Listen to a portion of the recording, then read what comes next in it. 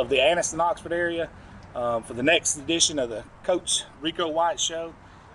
Coach, I'm going to start out congratulating you on another victory.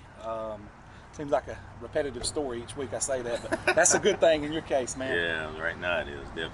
This one, a couple things I want to ask you about that game in particular. The first one is, before we go any further, how good was it to get a home game for once, for your home crowd to get to see these guys and all the hard work you guys have put in? Well, it was great. You know, anytime you can play at home, and Anniston, that was super crowd. I mean, we had a great come out. The kids was excited to see it, and the fans was excited to see us. We broke out some new uniforms. It was a blackout. They look sick. So it was just a great night of football, and our team performed well. Coach, who went into the design, or who did the design of those new uniforms?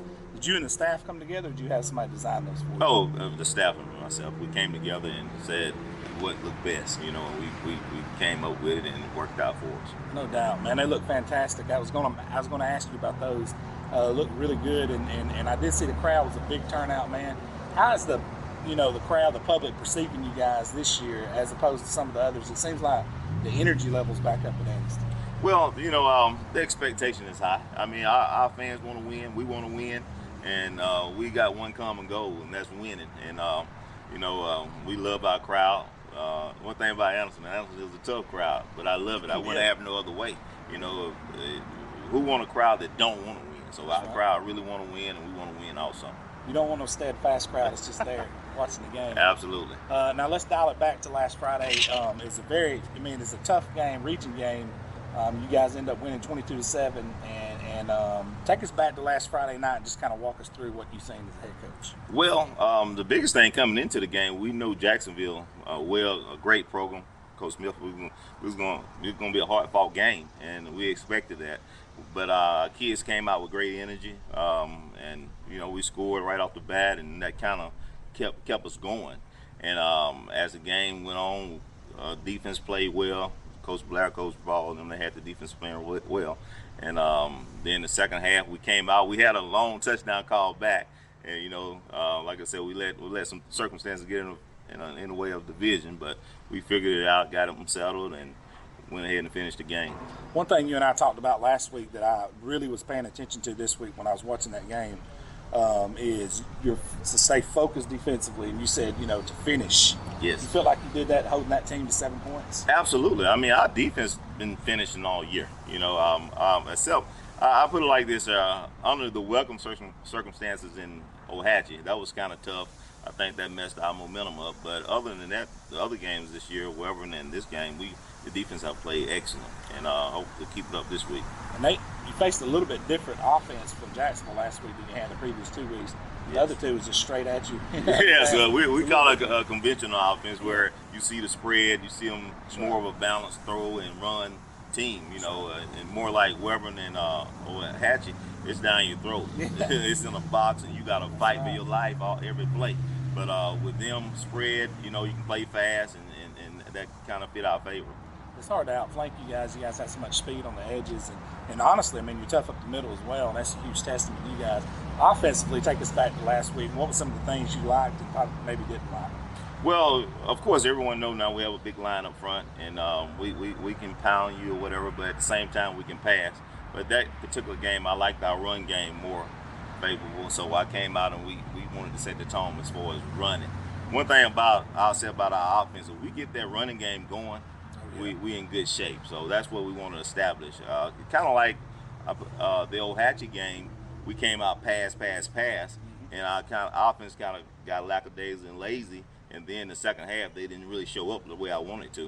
Right. But my thing was to come out and set the tone with running this week, and we did good. Yeah, you guys did a good job of that. And the thing about that opens up that pass whenever you absolutely. Now, this week is a very intriguing matchup. You're going to a place that, I'm going to be honest with you, Coach, this may be one of the most insane environments that you probably have been to since you've been coach here at Anniston because of the situation. The new turf field that they've got putting down, and you guys are going to be the first to play on it. And they're going to be, that hope, I imagine literally like half that county is going to be there to see that game. Yes. Talk about that environment you expect this week from Cherokee County and Coach Kelly and those guys. Well, Coach Kelly and the entire program is a sleeping giant. I mean, a lot of folks overlook him. but we're not. I know Coach Kelly gonna get them ready to play, and the fans love football. They got tradition, they got passion. They don't want a championship. They know what it's about. The whole environment do.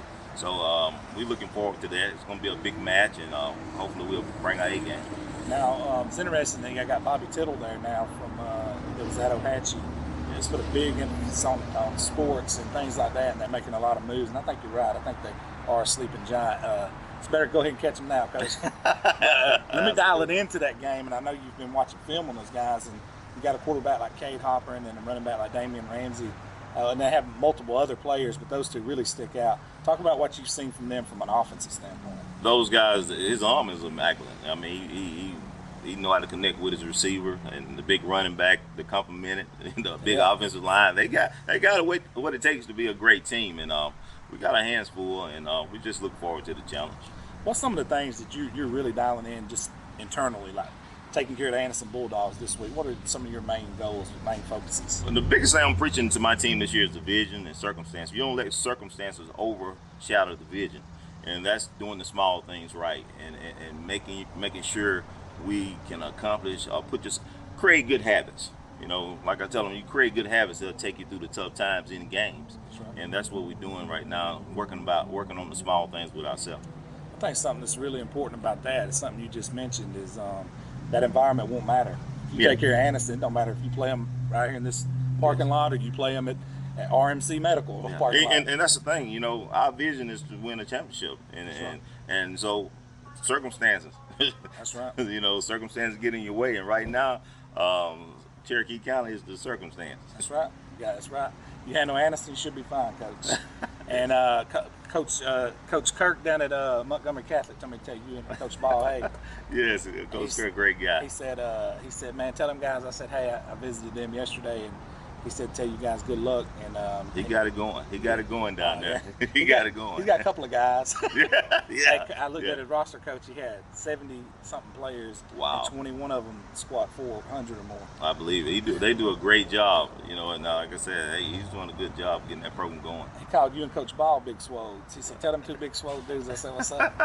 All right. All right. Well, Coach, I appreciate you, man, and good luck. And we will be seeing you back here next week. Absolutely. Thank you, Coach. Thank you.